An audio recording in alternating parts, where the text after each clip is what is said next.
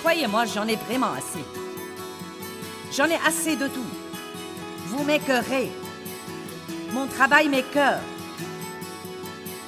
J'en ai vraiment marre de tout. J'en ai marre. J'en ai marre.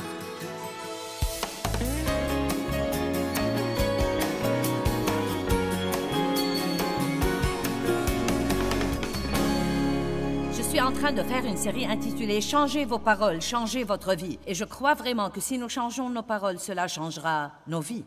Combien d'entre vous ont eu un enseignement sur la puissance de vos paroles et au fil des ans, vous avez pu faire des changements vraiment positifs et vous avez vu un grand changement dans votre vie par suite de quoi? Eh bien, c'est merveilleux. Mais vous savez, il y a toujours plus de mains baissées que levées. Cela veut donc dire que nous devons faire ça. Qui est content d'écouter ce message de nouveau, bien qu'il l'ait déjà écouté? Moi, je le suis. Proverbe 21-23 dit « Qui garde sa bouche et sa langue se protège des angoisses. » Je crois que les mauvaises paroles apportent la destruction dans nos vies. J'ai intitulé ce message « Votre bouche est-elle sauvée ?» J'ai écrit une fois une série entière intitulée « Votre bouche est-elle sauvée ?» car Dieu m'a dit que bien que je sois sauvé, je n'avais pas l'air d'être sauvé. Les gens ne peuvent pas voir nos cœurs, ils voient ce que nous faisons. Ils entendent ce que nous disons. Il est très important que nous soyons de bons représentants de Dieu, car c'est la chose pour laquelle nous avons été oints et mis à part. Quand l'onction de Dieu survient sur nous, elle survient sur nous pour nous consacrer et nous mettre à part pour un but spécial. Et cela veut dire que nous n'avons pas le privilège, et ce n'est pas vraiment un privilège, mais nous croyons parfois qu'il devrait l'être, de vivre comme tous les autres. Combien de nos problèmes sont le résultat de nos paroles? Est-ce que vous écoutez vraiment ce que vous dites ou vous écoutez ce que disent les autres? Car j'ai écrit sur ce sujet et je l'ai étudié très attentivement pendant les 2 dernières années. En fait, j'ai prêté beaucoup d'attention aux choses que les gens disent. Une des choses que les gens me disent tout le temps: « Joyce, je t'aime à mourir. » Eh bien, j'aimerais mieux que vous m'aimiez en vie. Vous savez, pourquoi sommes-nous tellement fascinés par « je suis mort de rire, je t'aime à mourir, oh, croyez-moi, ça a failli me tuer ». Nous ne devons pas dire des trucs comme ça. Si nous croyons que nos paroles sont importantes, nous devons faire attention. Donc, certaines des choses que j'entendais, certains ont vu ceci à la télé. Croyez-moi, j'en ai vraiment assez. J'en ai assez de tout. Vous m'écœurez. Mon travail m'écœure. J'en ai vraiment marre de tout. J'en ai marre. J'en ai marre. J'en ai marre de cette maison. J'en ai marre d'aller au travail, de faire la vaisselle. J'en ai marre des couches. J'en ai marre. Et à propos, vous tous me rendez vraiment folle. Tes enfants me rendent folle. J'ai l'impression que je deviens folle. Et j'ai horreur de nettoyer cette maison. J'ai horreur de rouler dans les embouteillages. Je déteste mon travail, je déteste mes cheveux, je déteste mon corps, je déteste toute ma vie. Et tout ça me tue vraiment. Croyez-moi, je me demande pourquoi nous avons des problèmes. Quelqu'un peut comprendre pourquoi nous avons des problèmes? Je me demande combien de fois dans votre vie que quelqu'un m'aide ici avant que je ne me fasse mal. Combien de fois, même pendant 1 an, nous disons des choses comme ça avant d'apprendre qu'il ne le faut pas. Et Dieu merci, nous pouvons apprendre ce qu'il faut. Vous pouvez arriver au point où vous ne dites plus des choses comme ça. Il n'y a pas moyen que quelqu'un vous amène à dire des choses comme ça parce que vous avez une révélation. Je ne veux pas juste vous donner des informations, je veux que vous ayez une révélation. Je veux que vous ayez une révélation sur la puissance de vos paroles, comme quoi la mort et la vie dépendent de la langue. Et que certaines de ces choses que nous prenons à la légère et que nous ne croyons pas qu'elles soient importantes sont en fait très importantes, non seulement pour vous, mais encore pour le royaume de Dieu. Dieu nous a donné les paroles et nous devons les dire avec soin. Les paroles sont puissantes. Elles contiennent de la puissance. On peut blesser les autres avec les paroles, on peut les bénir avec les paroles. Vous pouvez soit compromettre votre avenir avec les paroles que vous dites, soit aider votre avenir avec les paroles que vous dites maintenant. Commencez, s'il vous plaît, à dire les choses que vous voulez vraiment avoir? Votre bouche est-elle sauvée? Une des choses que nous faisons avec notre bouche, et c'est un problème beaucoup plus grand que nous ne le croyons, c'est de nous plaindre, nous plaindre, nous plaindre, nous plaindre, nous plaindre, alors que nous devrions louer Dieu et lui rendre grâce, louer Dieu et lui rendre grâce, louer Dieu et lui rendre grâce. Maintenant, qu'est-ce que la louange? La louange, c'est, si vous regardez la définition de la louange, elle dit une narration ou un conte. Et donc, la louange est en fait raconter une bonne chose que Dieu a faite pour vous. Si vous voulez louer quelqu'un, vous racontez une bonne chose que cette personne a faite ou vous lui rappelez une bonne chose qu'il a faite. Vous le louez pour un travail bien fait. Si nous allons louer Dieu, et nous savons que la louange est une partie très importante de la parole. La Bible nous apprend, de la première à la dernière page, à louer Dieu, à remplir nos vies de la louange pour Dieu. Et en fait, cela signifie vraiment que nous devons nous rappeler ce que Dieu a fait pour nous. Nous devons y penser, nous devons nous le rappeler, nous devons en parler. Même quand vous sortez avec les autres, pourquoi ne pas essayer de faire quelque chose comme ça? Eh bien, parlez-moi de quelque chose de grand que Dieu a fait dans votre vie. Parlez-moi d'une époque où vous aviez un problème et que Dieu vous a exaucé. Nous devons nous inciter les uns les autres à parler davantage des grandes choses que Dieu a faites dans nos vies et surtout, et je vais vous le prouver de la Bible ce soir, surtout quand nous avions des problèmes. Quand vous avez un problème, la meilleure façon de vous encourager est de remettre le diable à sa place.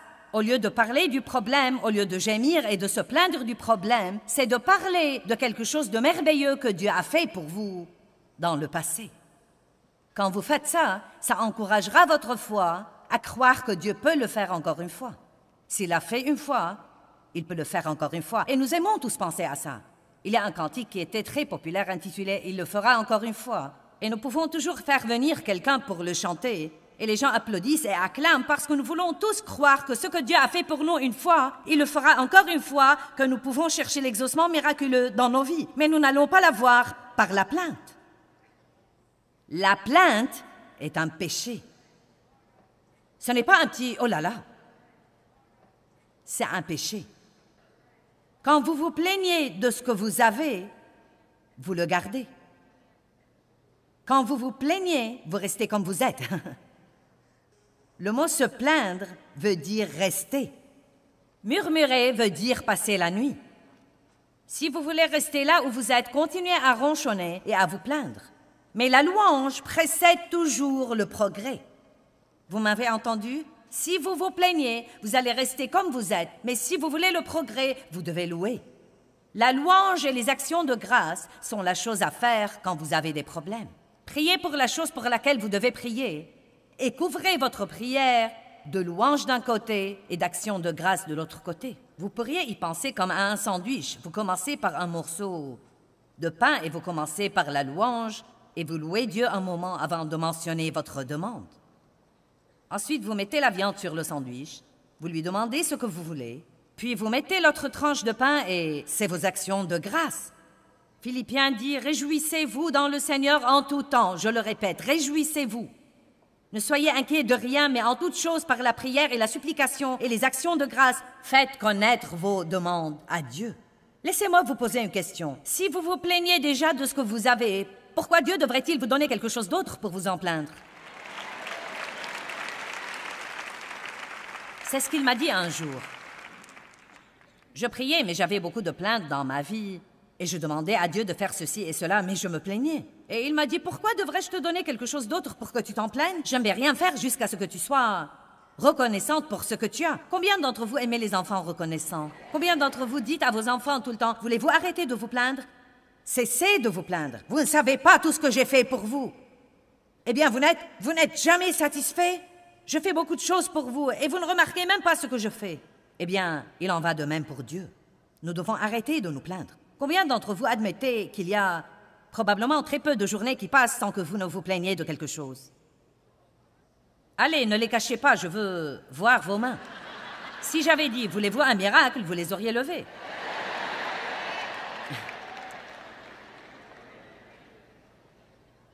Je me rappelle l'époque Il y a très longtemps où nous avons commencé à faire des conférences. Et nous avons eu des conférences, des réunions dans toutes sortes de salles imaginables, beaucoup d'entre elles pas très agréables. Et quand nous avons d'abord commencé, nous étions dans la salle de danse d'un hôtel et ce n'était vraiment pas agréable.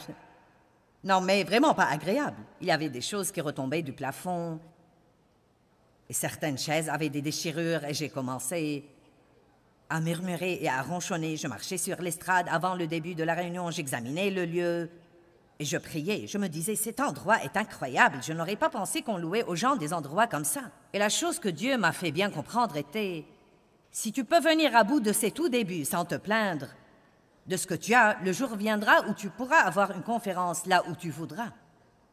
Et croyez-moi, c'est à peu près le cas aujourd'hui. Nous devons nous rappeler d'où nous sommes venus.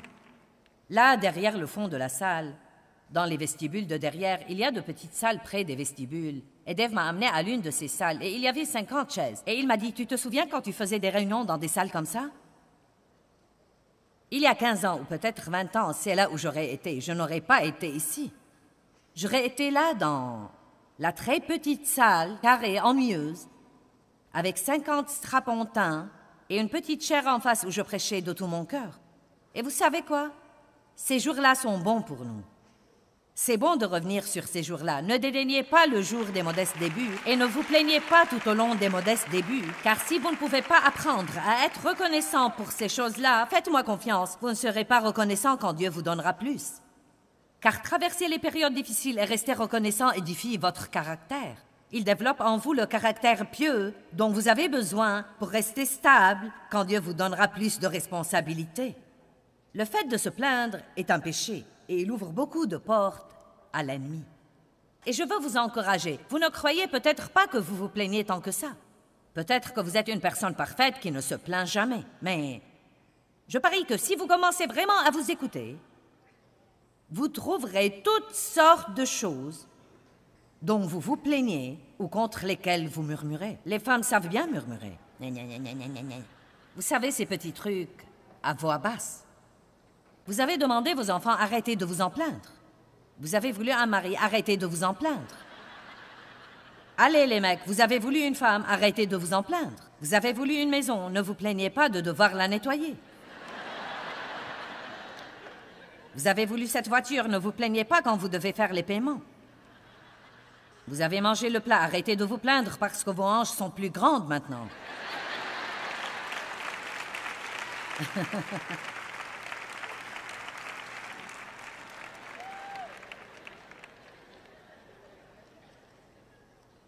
Nous devrions avoir le but d'être la personne la plus reconnaissante sur Terre.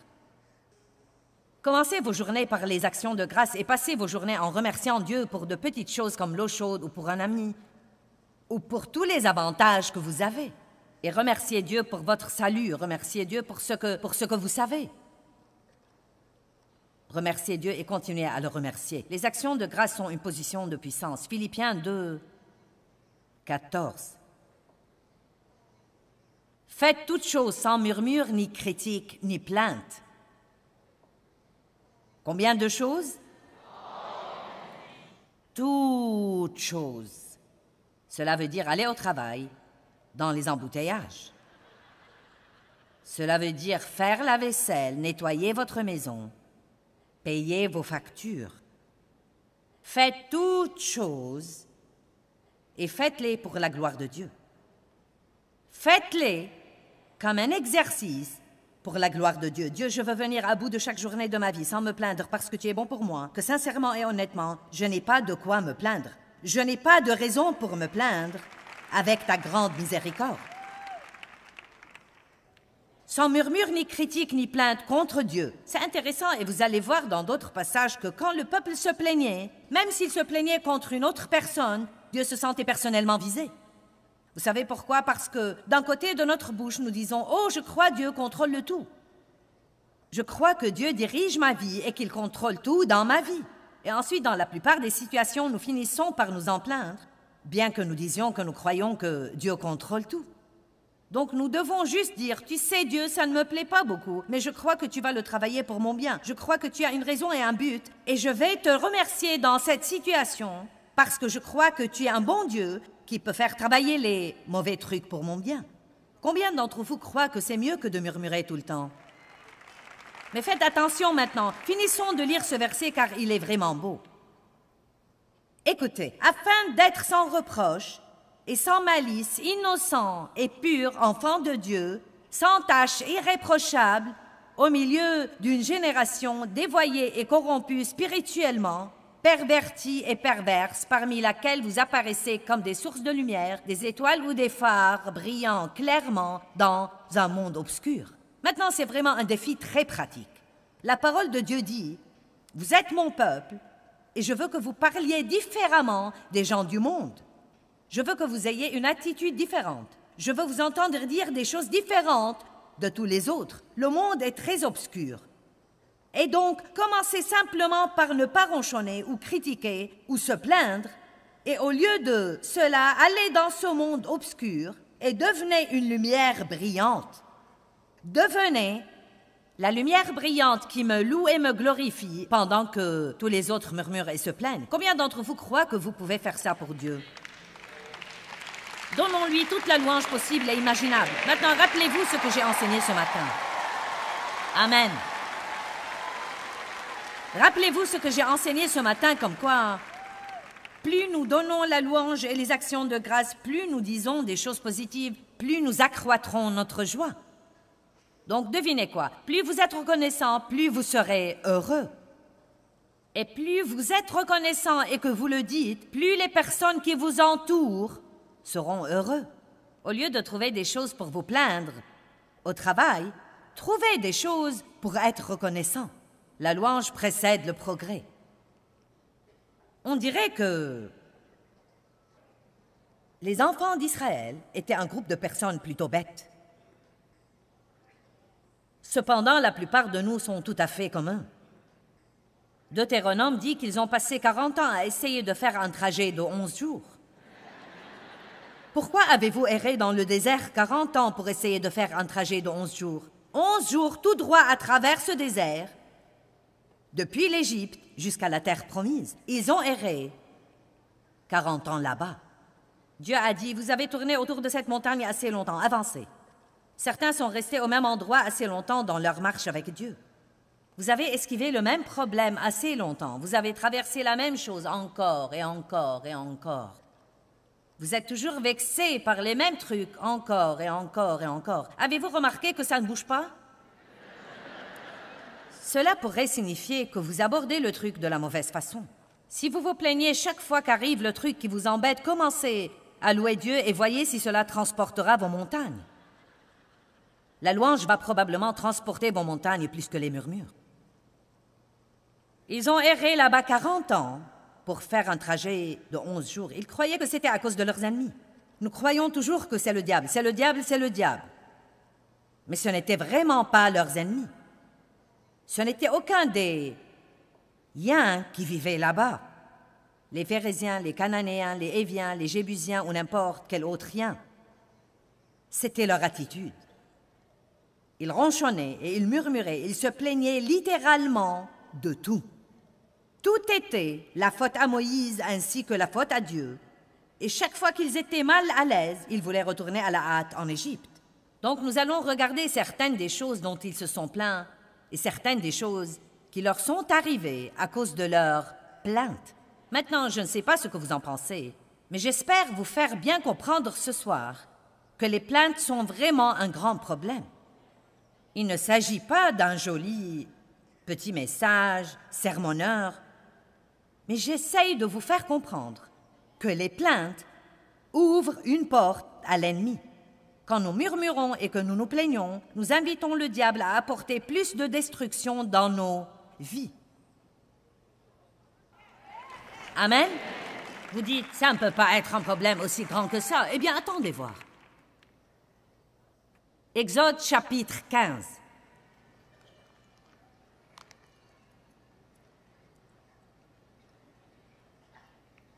Quelqu'un a dit, « Eh bien, je ne me plains pas, j'explique. » eh bien, je reconnais qu'il y a des moments où vous devez parler d'une situation pénible ou que vous devez expliquer quelque chose. Mais nous savons dans nos cœurs quand nous arrêtons d'expliquer et quand nous commençons à nous plaindre. N'est-ce pas? C'est comme j'ai dit ce matin, parlez de votre problème quand il le faut, mais ne le répétez pas encore et encore et encore. C'est à ce moment-là que cela devient une plainte. Et surtout cet esprit critique qui s'introduit dans le corps de Christ. N'avez-vous pas horreur de cet esprit? Quelqu'un qui cherche toujours la petite bête dans toute chose. Il trouve toujours quelque chose qui ne va pas, ne peut voir le bien en rien, mais toujours quelque chose qui ne va pas. Je n'aime pas cet esprit et je ne crois pas que Dieu l'aime. J'avais moi-même cet esprit, mais plus jamais. Exode chapitre 15, verset 24. Le peuple murmura contre Moïse en disant « Que boirons-nous » Chapitre 16, verset 2. Et toute l'assemblée des fils d'Israël murmura contre Moïse et contre Aaron dans le désert. Verset 3. Et ils leur dirent « Ah, si nous étions morts de la main du Seigneur au pays d'Égypte, quand nous étions assis près du chaudron de viande, quand nous mangions du pain à satiété. Car vous nous avez fait sortir dans ce désert pour faire mourir de faim toute cette assemblée. Donc, ils n'ont pas d'eau. Ils n'ont pas l'occasion de manger ce qu'ils veulent. Maintenant, ils ont oublié que Dieu avait fendu la mer Rouge, que quand ils sont sortis d'Égypte, Dieu a fait toutes sortes de miracles, qu'ils ont été cachés à Goshen pendant que Dieu a porté toutes sortes de plaies destructives sur le reste de l'Égypte, que quand ils sont sortis avec tout l'argent et l'or des Égyptiens et qui se dirigeaient vers la terre promise.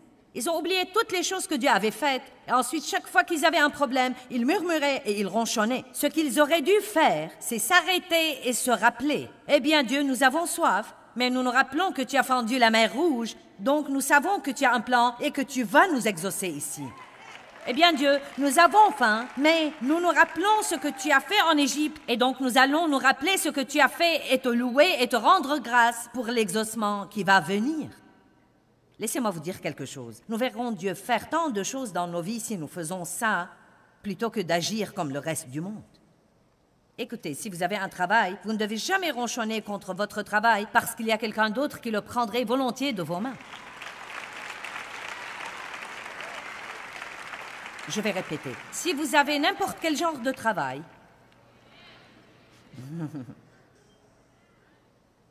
je ferais mieux de m'asseoir. Nous devons bavarder. Maman Joyce va bavarder avec vous. Si vous avez n'importe quel genre de travail,